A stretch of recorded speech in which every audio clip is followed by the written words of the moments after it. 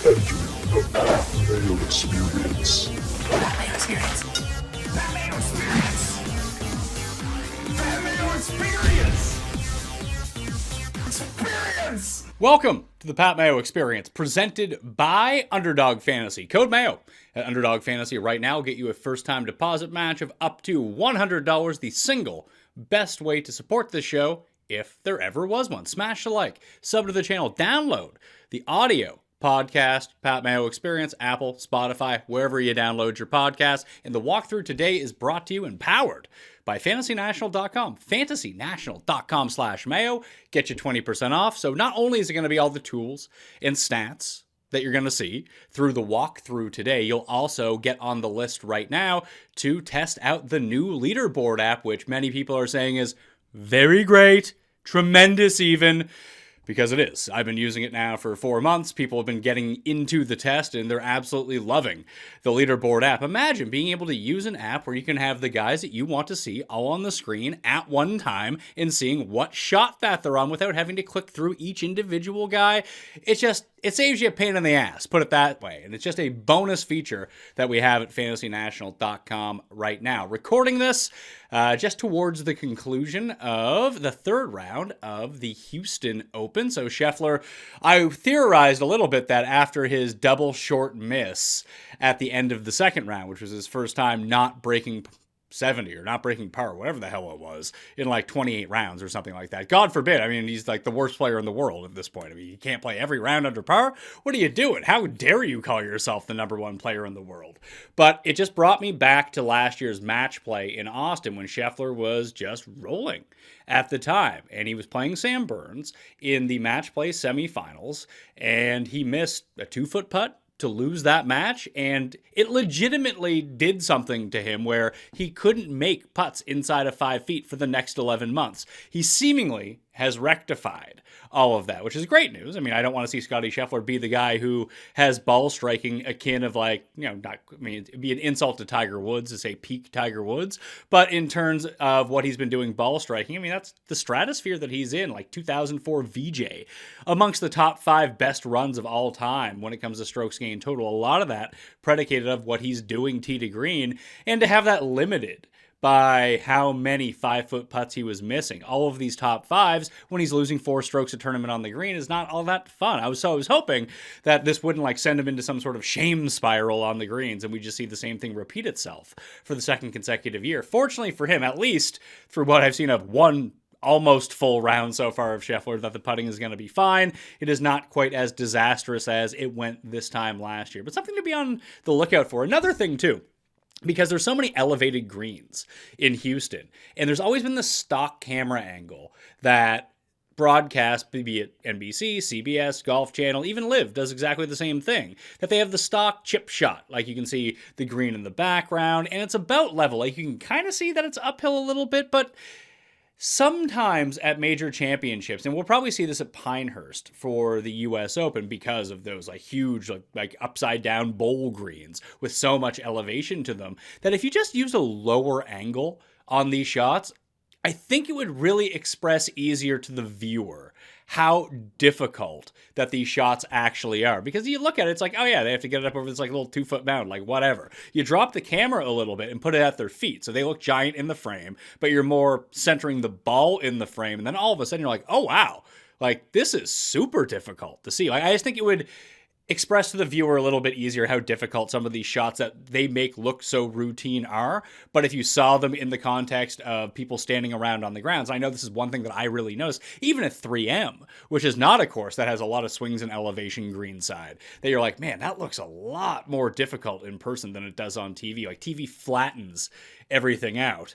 Whereas if you drop the camera and use that angle a little bit, I think it just might turn out to be a whole lot better. But hey, I am not a producer for CBS or NBC. I'm just a guy watching at home who tends to know a thing about cameras and angles. That's just what I'm saying. So if anyone's listening, maybe we could try that out. Maybe at the Valero Texas Open, a pretty good tournament in its own right. I did want to give a special shout out to my guy, James. If people missed it, James released a health update at Degenerate75 on his Twitter.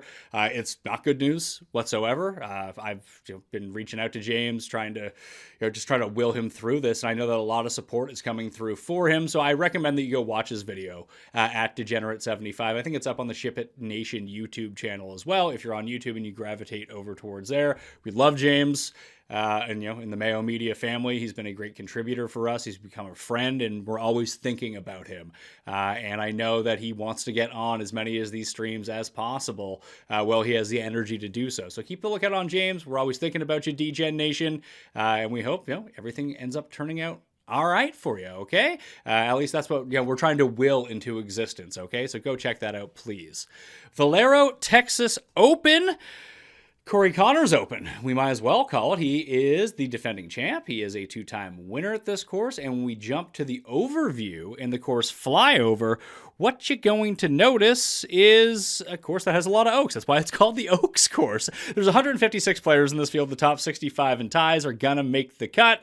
Corey Conners, as mentioned, is the defending champion. 7,438 yards, par 72. POA Trivials with the overseed. Because of the early bloom last year, it was more Bermuda grass than anything because the Bermuda grass had started to come through.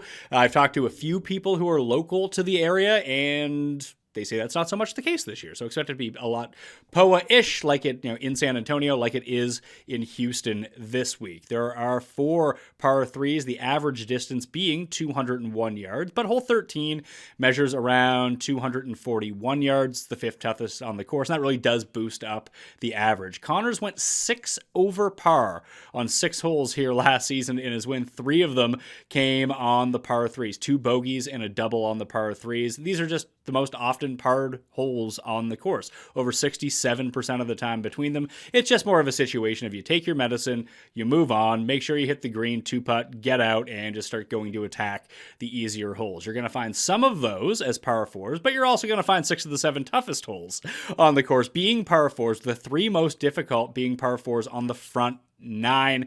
So watch yourself going through the horrible horseshoe. I think this is the horrible horseshoe place. I think so. I probably should have looked at that before I came in. But just I remember 3 through 5 through 7 or 5 through 6, whatever it is, the horrible horseshoe is just an ungodly, terrible stretch of holes. But there are 2 short par 4s, and they both carry birdie rates of over 23%, one of which is hole number 17. That also has just a bogey rate of 8.5%. So 23% birdie rate going for it. 8% making bogey. It's all it's all reward, very little risk in going for that green. Although there's not as many eagles on that hole as probably you would think that there would be being a drivable. I just remember it just sticks out so vividly in my mind. And I think it sticks out very vividly in a lot of people's minds too, because they hit a big winner in Andrew Landry in that year at 175 or 200 to 1. I, on the other hand, was on Trey Mullinix at 225 to 1. I really thought that he was going to win. And he hit his drive on 17. He went for the green, and it just went to the left of the bunker. So we had to get it over. It would have been a great time for that angle, because what did Trey Mullinix do on his chip?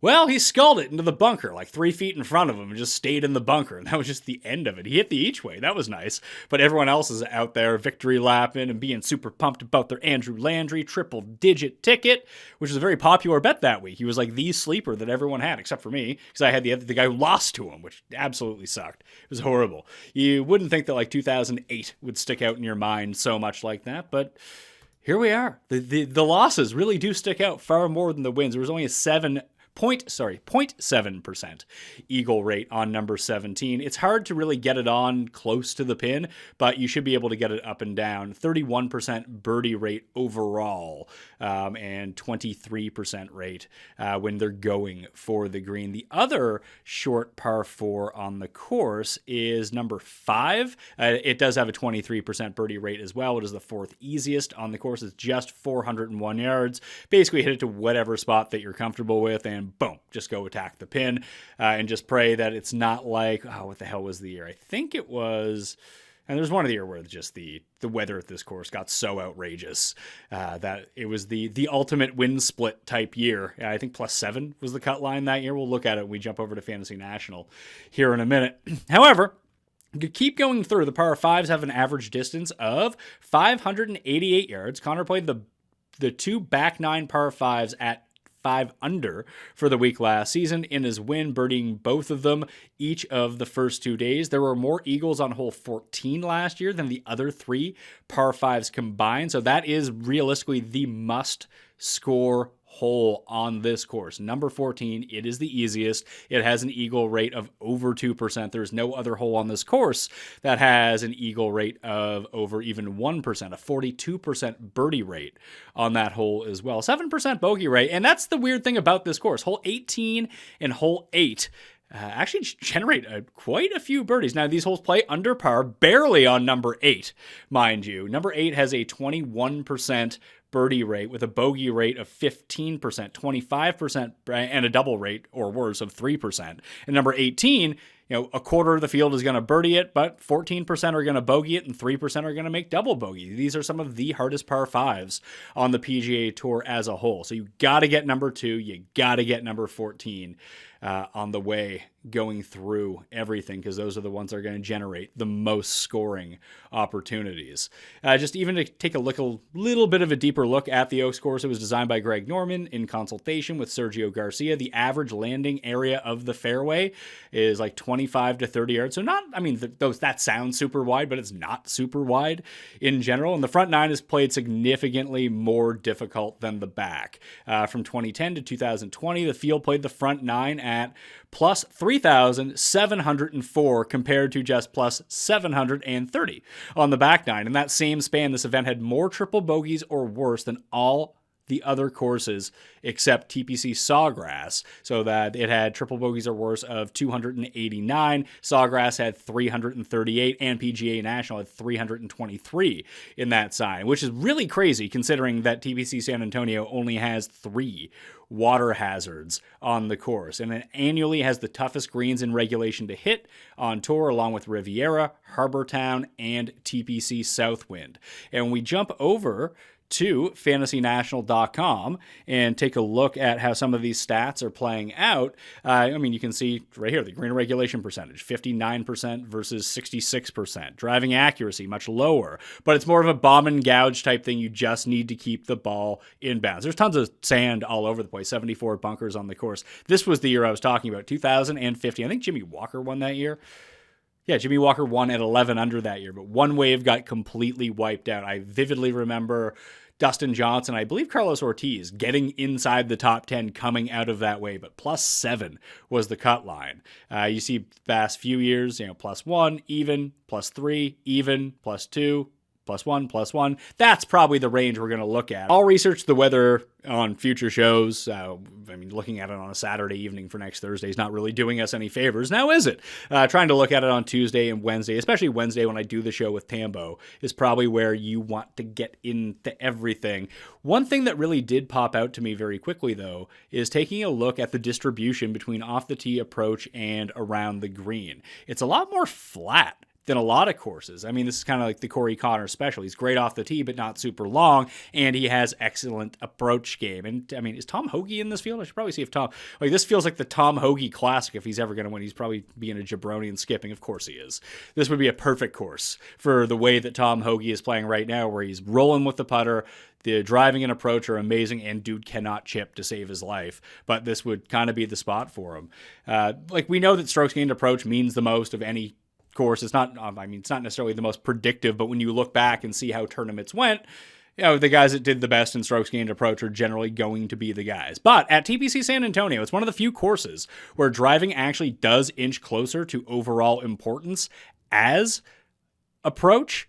But you'll see that all year for some people. Like, long and straight is what you want off the tee, but not everyone is John Rahm or Victor Hovland in that sense. It's better to be long than accurate at this course, because only 56% of the field finds the short grass anyway, which is below the PGA Tour average, which is over 60% at this point. I wouldn't say full Bryson at Winged Foot is the play here, because you can really get it going bad, but it's not super penal if you miss the fairway. So when we think about good drives gained, that's something that's probably going to be pretty important, or at least as a storytelling stat, to see how guys did. Average driving distance a little bit higher, green regulation to the hole a little bit longer than your average tour event. But that's really it. Like, it's a course that's pretty much in front of you. Do not hit the ball OB. And even in terms of the average shot distribution, it's just flat. You kind of need to just be good on your approaches. Obviously, you're going to need to make some putts in order to win, but it's not. It is a difficult course because of the big numbers that can be generated or the outside influence of the elements that can come through.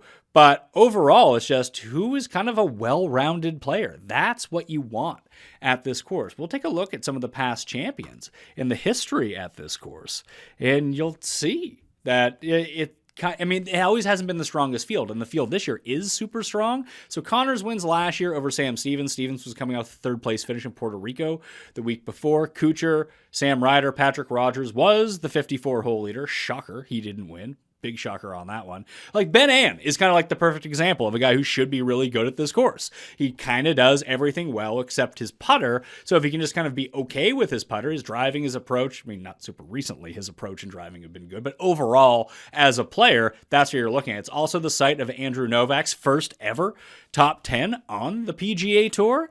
So he's had like 5 since then. Now he's kind of blown it this week when I bet him top 30 at Houston. He made the cut and then just gagged on Saturday. Hopefully he shoots like 64 or something like that on Sunday and gets that money back. But Connors was the first round leader by 2 strokes after shooting a 64. That was 8 strokes better than Stevens, and he really needed every single one of them. Stevens besting him each of the next 3 rounds. So that 2 strokes was really the difference. 5 of the top 9 finishers actually lost strokes off the tee, but the top 4 on the final leaderboard were the top 4 in strokes gained approach in order a season ago. You very rarely see it actually just work out that way. But yeah, let's sort by strokes gained approach. 1, 2, 3, 3. There we are. Then Ricky Fowler in 10th. The best off the tee for the week. Rogers, and then Ann, then Ben Martin. They all gained a lot of strokes tee to green. They just could not get the putter to cooperate. The glove, who made the cut on the number, was exactly the same as well. You see Hostler gained a ton off the tee and couldn't really do anything else. When it came to putting last year, Novak gained a ton. Ryder and Stevens gained a ton. Well, what did Connors have to gain in order to win? Yeah, 0.4. Didn't actually, I mean, the approach was so good, the driving was good, and even his chipping wasn't a disaster like it normally is. So that's what happened a year ago at this tournament. The year before that was 2020, JJ Spawn. I mean, this is also the last week to get yourself into the Masters. You can either crack the top 50 in the world rankings or win this tournament to get yourself in. He beat Kuchar. And who was the other guy? Kuchar and Matt Jones, who left for LIV. He was the other one who was here. He beat them by 2 strokes. Thursday was his best round. He shot a 67. 11 of the top 12 finishers gained strokes putting from 10 to 15 feet. 9 of them lost from 20 to 25 feet, which is just kind of like a weird thing to throw out. 2021, Spieth ended up being the champion, taking away my Matt Wallace money that year. I think Tringali was the other one that I bet on, who was the 36-hole leader at this course. 3 rounds of 67 or better. He was just consistent all week, and this was the big breakthrough for Spieth after years of not winning. He was 8 strokes better than Hoffman, Charlie Hoffman, who came in second on Thursday. That was the only round that he was better than Chuck Hoffman in. Chuck Hoffman, a former winner of this event in 2016, by the way. Spieth won doing things differently because that's just what he does. He was the only top 16 finisher to lose in good drives to the field, and he was top 4 in both approach and around the green. Like, that's a very Spiethian way. So every time that he stuck it, his approach would go up. Every time he missed a green, he basically chipped in, because that's just what Jordan Spieth is going to do, especially when you don't have money on him. When everyone bets on him, it never goes that way. When you don't have the money on him, that's when the chip-ins start to happen. We didn't get a 2020 tournament. It was canceled because of COVID. And then in 2019, Corey Connors was the winner, his first win. He only has 2 wins on the PGA Tour, which is kind of crazy to think about, and they've both come at this course. He was the only player to shoot 4 rounds in the 60s. His 66 on Sunday was his best of the week. In T3, best on the course that day. Connors was the best player in strokes gained approach by 3, which allowed him to overcome his minus 1.5 strokes gained around the green. So you can see just kind of a fluent tee to green game outside of the Connors win in 2019 was really what we're shooting for here. Even we look back to 2022. Like you see, I mean, guys that left for live ended up having you can be Troy Merritt and gain 10 strokes putting, or you can be everyone else who was at the very top of the leaderboard. I guess Cooch gained a bunch, 7.4 putting as well. But the approach wasn't bad. Spawn, he did everything. Just a very balanced effort from Spawn. You see Matt Jones, a very balanced effort from him. In the 4 categories, didn't gain any more than 3.5 strokes. He gained 3.5 on approach, but he gained no fewer than 2, which he gained around the green and off the tee. Like that is what you're shooting for. You see Hadwin finishes just back, gained 9.8 strokes tee to green. He just had a bad putting week. Couldn't get it rolling, and that's how you end up coming in 4th. But again, that's how you find yourself near the top of the leaderboard and in contention with these balanced efforts. So we're really going to take a hard look at guys that really come through in terms of a balanced type of game, with obviously more of an emphasis on what they're going to do ball striking wise, with a little bit more on approach. When we build up the model, you'll be able to see that, but it's not like I'm going to be forgetting about around the green or putting this week. We want the most balanced player possible. We don't even need to go build up the model because I already have it built. Actually, we can just take a quick run here. So I just have my strokes gain model put up. What do I have in terms of the weighting for this? Yeah, just kind of a bit of everything. I didn't weight ball striking and short game because I have everything that goes into it. Just tee to green, just take a quick look at it, and we'll take like Hideki is the best tee to green over the past 24. Also rates out number 1 in the modeling because the around the green has been really good. So guys like Damon, Mitchell, and Connors, well, the ball striking is all very similar, all very, very good, horrible around the greens, where someone like Glover, great around the greens, great on approach. The driving's good. It's of a field of 156, he's 63rd. That's really good. He's just a terrible putter. So again, just a very even effort from him. Very even from Bud Colley, who missed the cut on the number. Jerk! Last week. Novak, great on approach, great around the green. Can't drive to save his life. So if we kind of let's see if we shorten this down a little bit, just to past 8 rounds coming in. And take a look who the top guys are. And so Damon's off the tee and approach has just been so good. He's first in ball striking, which is still making him first tee to green, despite being 100th around the green and 149th in putting over the past 8 rounds. This might be too short of a sample, but again, Hideki is very flat. Ryan Moore is relatively flat. Noren is relatively flat. I can see this actually being a Noren course. Not that I'm going to bet him because it'll be like 28-1 or something stupid like that. Keith Mitchell continues to be terrible there. Mav McNeely, if his approach game was better, this would be a really nice course for him. You can see that Glover is still kind of out there. Harmon, it's really just approach for him because the off the tee and around the green is like break even, but we know how well he can putt on any given week as well. Harris English, very flat. Aaron Rye, actually pretty flat across all the tee to green categories as well. Lashley, Bramlett, a little bit lower down. Eckroat just can't chip.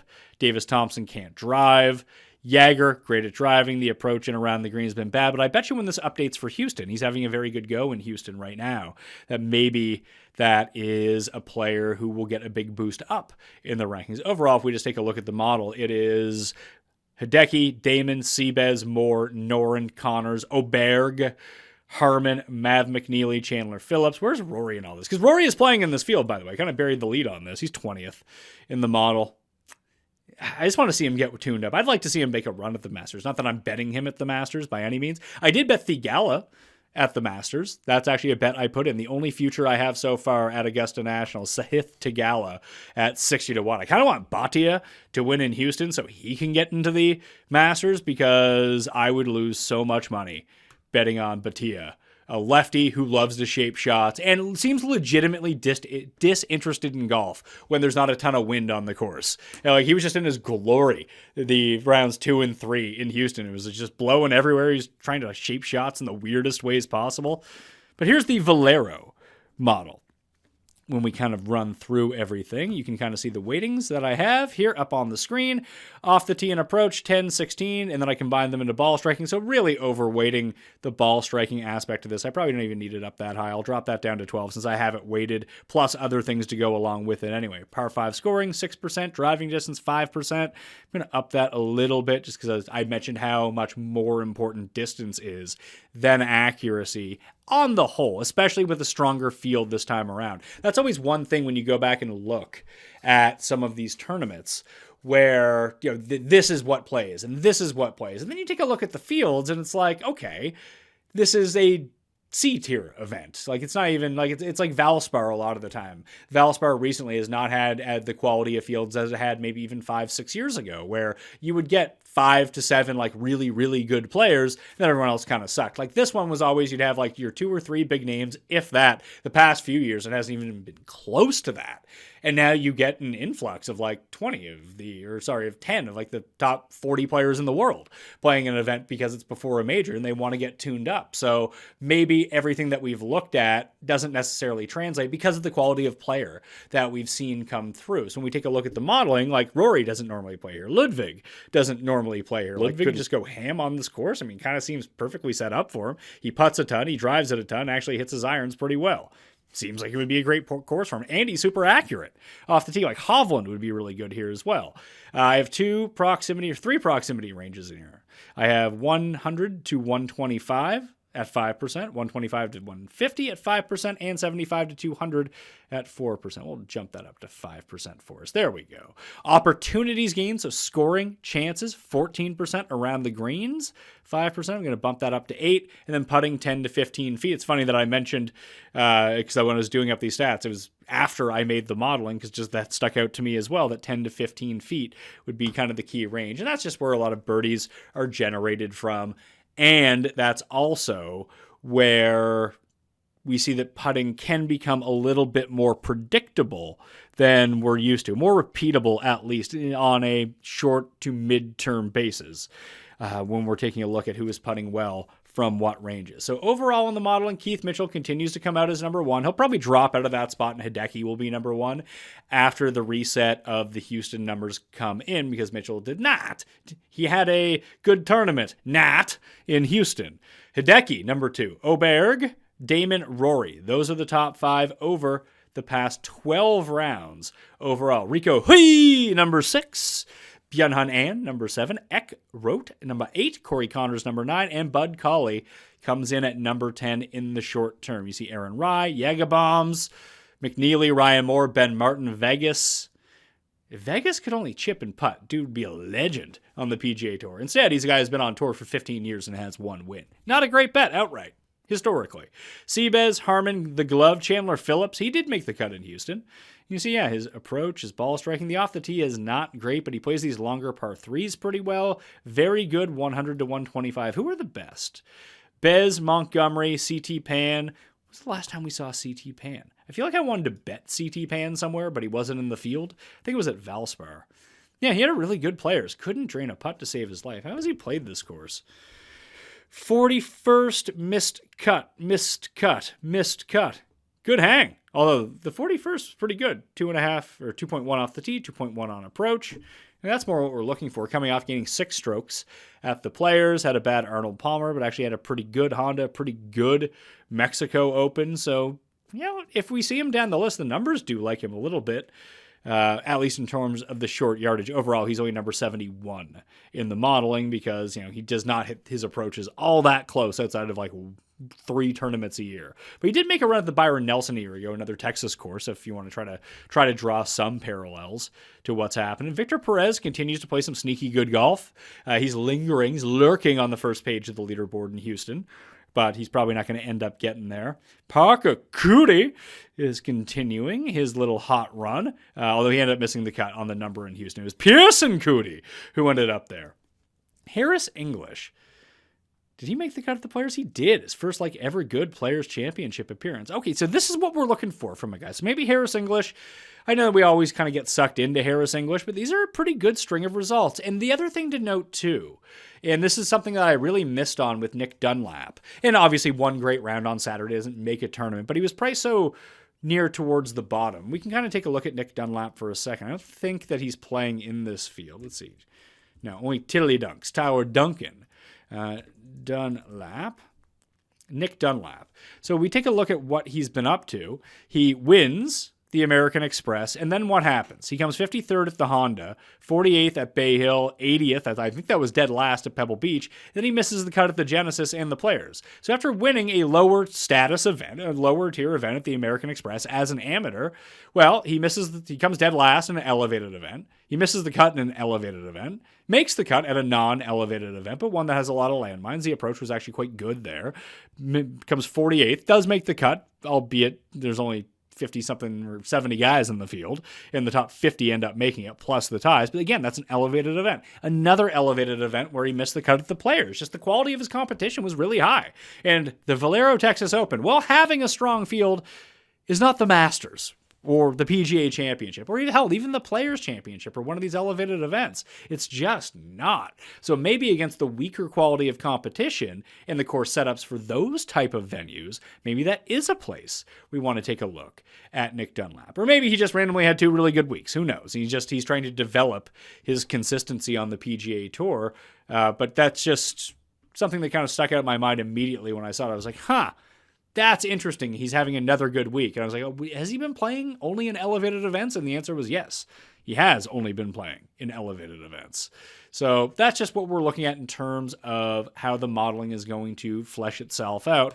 What we'll do now is take a look at the rolling model, and we'll load up the Valero into that. And this will be the first leg of our mixed condition model as well. So you can see how I have everything kind of evened out for the Valero. We'll just weight everything pretty equally. Sometimes I try different weightings, but let's just give a weighting to the last 4. The same weighting to 4, 8, 12, 24, 50, and 100 rounds, and see who the best player is. Over that time, it's Ludwig, Oberg, then Hideki, Keith Mitchell, Rory, and Connors. Those are the big 5. After that, when we take the short and long term into account, Ryan Moore, Joel Damon, Bjorn Hanan, Lucas Glover, Aaron Rai, Max Homa, Morikawa. Yeah, Homa and Morikawa are playing in this field. And they're kind of forgotten about people at this point, but they are playing right now. Kevin Yu, Seabez, Yagabombs, Cole and Eckroat, Bud Cully, Rico Hee, Ben Martin, McNeely. So a lot of guys just from the past 12 model actually do populate, even when you look back as deep as the past 100 rounds. Kevin Yu is really the only one that snuck in there along with Homa and Morikawa once we started to factor in the longer term stats into this. Who would be like some of the biggest losers who are up here besides Uncle Rico? EVR, Lashley Novak, Davis Thompson, Detry. We'll see how Detry closes in Houston. Eric Barnes has been quite good. Nikolai Højgaard is back in the field again. I feel like Nikolai had a pretty good run here a year ago and then flamed out on Sunday, I think. Yeah, it was just very poor off the tee, which is kind of unlike him. He's supposed to be like one of the best players in the world off the tee, especially for his age. I suppose it can get going really bad if you drive 1 or 2 out of bounds. This might be a spot to go back to him here. Just like he was able to gain on the greens. He chipped well. He gained a ton on approach in a T28 finish, minus 3.1 strokes lost off the tee.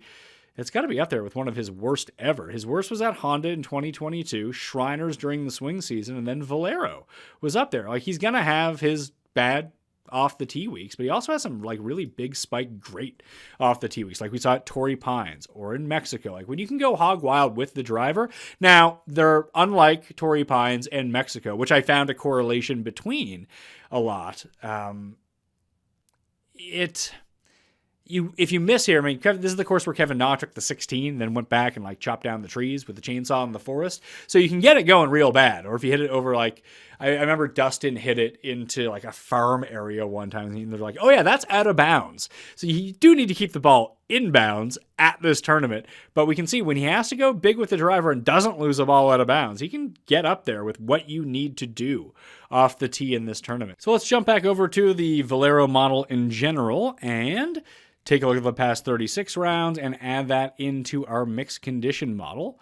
For the week, we'll put the model stats in there. Boom, past 36. And we'll get rid of Houston and strokes gained total. And we'll build a brand new one. We'll put in the short term and we'll put in the longer terms, past 12 and past 36 rounds. I'll give past 12 a bit more of a weighting on that one. And it's 65-35 right now until we start adding in a few more things. One thing that I do really want to continue to harp on, which has been leading me to better result, be it in betting, in DraftKings, and trying to find guys from down the list, is just play the recent form. Like, why not, right?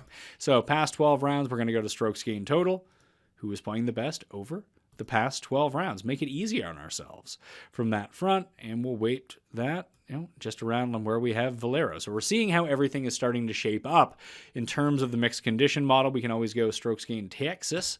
That's always a fun one. If you ever get the loading wheel of death, just reset the page and everything will work out well for you. It should be in there. Let's see. Yeah, there we go. It still added itself, so you just had to refresh. Sometimes it does that when too much information is coming through. So this always plays as a par 72. So we can take that into effect. Let's throw in par 72. And we're going to go back. Boop. Yeah, 24 rounds looks good. We'll throw in past 24 rounds, strokes gained total on par 72s. See, because there are some players who play par 70s, par 72s a little bit better, just because it's almost shorthand for the type of course that you're going to play. So we're going to throw that one in. We're not going to weight it very highly, just weight it down towards the bottom. It'll have a 10% rating for the moment. I'll go over all the mixed condition model elements towards the end. We'll go down to the very bottom. If you were looking for major championships, we do have a majors filter, which is going to be, we've got to fill up that albatross on an underdog. There's $50,000 of first place, and you just go in. It's $10 an entry. You can draft, not as many entries as you want. I think it's 150 if that's the way that you want to. Feinberg got hooked on them when he was down in Florida. So code Mayo at Underdog Fantasy. I'm going to be jumping in the streets this week before we all head to Vegas. Yeah, if you're in Vegas or planning on going to Vegas over Masters weekend, me and Feinberg are going to be doing shows from there. We're going to be watching everything at the Stadium Swim at the Circa Sportsbook if you want to come and hang with us. I think we're going to do a double watch party. We're going to do one for the round 3 of the Masters on the Saturday, and then Paul and Cody from the Dogger Pass podcast are going to be there, and we can watch along with UFC 300 at the same time too. So Texas strokes gained. We'll go with this year. We'll go last year. And we'll go 2022. And just take the last 2 years worth of data. And again, once we get the numbers from this week, obviously that will add to strokes gained Texas. Look at that. Look at old Ludwig. Oh, it's because I think I turned Texas off. That was dumb on me. Let's see. Go back down to Texas. Only 32 rounds worth of anything are in here. So we can see if we can squeeze everything out. 2 rounds in Texas for Ludwig did not go well for him. Almost -4 strokes per round. Connors, Kuchar, Hideki, Paddy Harrington, Noren, Spieth, Tyson Alexander, Badley, Ben Taylor, Ben Ann. So we'll throw this one in. Again, it's not something that we're going to weight super highly, but we're going to go strokes gained total for Texas. And we'll weight that the same as par 72, just to throw different things in here. You can throw whatever the hell you want into this. And if there's things that you don't want to add into it, then be my guest. Clear all when it comes to the filter, so it clears the years, it clears everything else. So we're going to also go with, let's just take a scroll down the left-hand side here. Greens bent in Bermuda. It's actually going to be POA now, unless the Bermuda ends up coming through. That's just the way that they had it listed for so long. It generally plays easy relative to par. So let's go easy to average, and we'll apply those two. But we're also going to go down and get very specific with this. Par 72, we don't need to turn that one on. The green speeds are about average. So let's click on average, but it's the length of the course over 7,400 yards, where it generally does play and will play again this year. Maybe they switch around some of the par 3s and it doesn't a lot of the time. You can see it's generally played in moderate wind or windy AF, far more than calm. Calm wind, under 7 miles per hour, only 11% of the time. So just these are the filters that we have turned on. You can always see them up here at the top. Last 24 rounds, easy and average scoring relative to par. Green speeds average, courses over 7,400 yards, average per round. Who do we like the best here? Taylor Montgomery is actually the best per round of any of these guys. That's only in 3 rounds. A lot of these guys don't have a ton of rounds.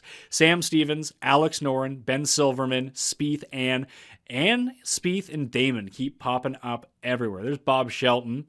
So we can always take a look at the top of what we want. So we have the last 24 rounds, multiple seasons of 2024, 2023, and 2022. We're actually going to shrink this down to past 12 rounds because there's just, with the amount of filters that I turned on, there's just not a lot of sample. So I don't want to go reaching back too far. Scoring relative to par, easy and average. Green speeds, average courses over 7,400 yards. And you can always take a look down under courses of which courses these are. So Cocoa Beach, Corrales, Plantation Course, Kapalua, and TPC San Antonio. So maybe too many filters in this. So Cooch, Spawn, just the guys that have played well here. What we're going to do is get rid of average green speed because that should open everything up to us a little bit more. So now we get Bay Hill, Quail Hollow, Torrey Pine. So yeah, we have more courses to work from now. So now when we take a look at it, strokes gained total past few years, it's Cooch, Hayden Springer, Kevin Yu, Corey Connors, Nikolai Højgaard. Those are the top 5. Okay, that's, I feel like, telling me a little bit more now. Big Norm is up there. Ben Ann, Max Homa, Jimmy Stanger, Joe Highsmith. The man in the high Smith. Oh, there's Harris English. Like to see that. Shout out to my guy, Harris English. Harris English feels like he's going to be a bet to me. And I'm going to see him open at 24-1 and be like, yeah, no thanks on that. And then I'll win. I'll feel like an idiot. Kevin Chappell did that to us one year here. We were waiting for Kevin Chappell to break through, betting him at 200, then 100, then 80, then 40. And then he shows up to this stupid tournament. He's like 18-1 in 2017. And I think collectively, as a betting community, everyone took a look at it in 2017 and was just like, nope, no thanks, you can win without me. And then he shot 12 under and he won the tournament because that's what he does. Thanks for nothing, Kevin Chappell. So we're going to throw this one in. We're going to throw in strokes gained total from all of these qualifications, and we'll just call this one, let's see, last 12, multiple courses, multiple years, and we'll just throw this one in along with the model as well. We'll weight that at 18%. So this is what we're looking at for the mixed condition model right now. Valero, pretty solid, as it says, past 12 rounds for the model, and then the model past 38, 28, and 15%. Last 12 rounds overall coming into play, so that's like your recent form. 24% strokes gained total on par 72, strokes gained total in Texas, 7 and 7%, and then 18% for the one that we just built with the multiple years, easy to average courses, over 7,400 yards, and that's what we're going to load in. So when we go to the top, and we scroll over to mixed condition model, this we can see. We'll load this in. There's our rank. Hideki turns out to be Z, number 1 player in the field, followed by Connors, Ben Ann, Aaron Rye, and Seabez. Harris English, Eckroat, Homa, Ludwig, McNeely, Noren, Rory, Patrick Rogers, Killa Keith, Victor Perez. We got Victor Perez. Just have longer guys down the field. We'll see where Eckroat comes in. And obviously, these are all odds dependent. However, English and Victor Perez, and maybe even Sam Ryder, who played pretty well here a year ago, but he's just all putting right now. It's absolutely terrifying when you take a look at it. The players, 4.6. At Honda, 4.7. 10.6 through the Florida swing. Now, he did make the cut at Houston. So I want to see what his numbers end up being. I mean, I can always just open the app, take a look at that while I'm going through this, and we can take a look at what his Valero history is. Third a year ago, 2 missed cuts, a 42nd and 30. Hey, David Skins is winning? Good Lord. No shirts, just skins. Shot 4 hit into left green by Taylor Moore. Well, that sounds bad of the guys that I bet on. If he is not on the green with his 4th shot as of yet, that's terrible news for Taylor Moore. I can't believe I opened this app. I didn't want to see any of this stuff. I wanted to open it up later and be like, oh yeah, it's great news. But we'll see. Sam Ryder, okay, so he's actually losing 2.7 strokes on the green through 3 rounds. He's +3. It's not going great, but he has gained a stroke per round on approach.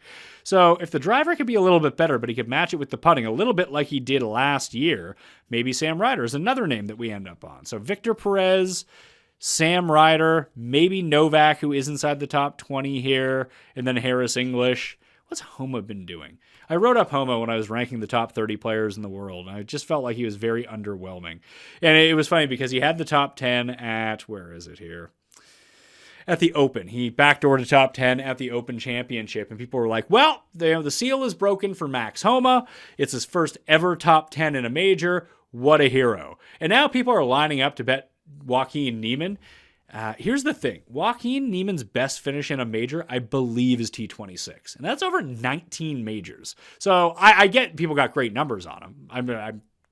I'm not immune to that. Like betting him at 80 to 1, I think is a great bet. Betting him currently at like 28 to 1 for a guy who's never top 20 at a major seems like a terrible bet. Is the way I'm going to try to. I was going to try to phrase it in a fun way, but no, it just sounds like a really bad bet. Now he's going to win by 5 strokes and make me look foolish, because that's all these golfers conspire to do, is make me look foolish week after week. Davis Riley is doing it to me this week, making me look stupid after lipping him on this show. When the stats, the Fantasy National said, "Oh yeah, Davis Riley looks like a great play," and I'm like, "Yeah, but he sucks, so don't play him." And then I don't know where the hell he finished, but he was inside like the top 10 going into the day. And I think he was the min price on DraftKings. Anyway, that's where we are for the week in terms of the mixed condition, in terms of the modeling, in terms of the history. It's time to guess some odds. Oh, you know what? Before we get to that, I wanted to show you what Moose had put out on Twitter over the weekend. He gave away a free membership to Fantasy National, so the Mooseonomics, but you can find it on my Twitter timeline as well. There's a link that he put out where you can go find your most favorited golfers ever if you're a member at Fantasy National, fantasynational.com/Mayo, all the fun stuff you saw me go through, plus the leaderboard app, and you can go find this. To the shocker of no one, my top 6 of all-time favorites are Siwoo Kim, Corey Connors, Colin Morikawa, the Gim Reaper, Sung Jae, and Scottie Scheffler. Even I'm surprised by Scottie Scheffler, but I just remember how much I used to bet Scottie Scheffler when it came to him, like before he was the number 1 player in the world. That's when I was Mr. Scottie Scheffler. It's like, oh yeah, Scheffler at 22 to 1 when he's never won a tournament. That's mine. That's where I want to go to.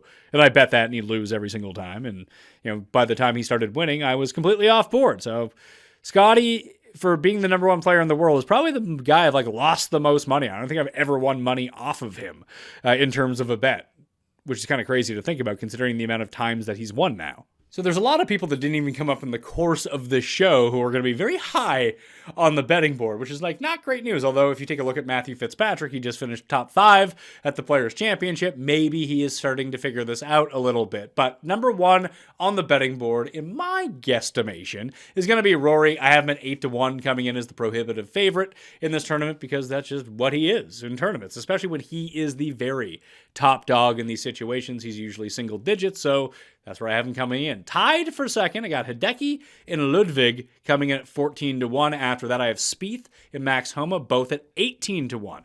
I have a tie with Morikawa and Corey Connors, both at 22 to 1. Harmon by himself at 25. You earned it, Brian Harmon. Miniman, you can be 25 to 1.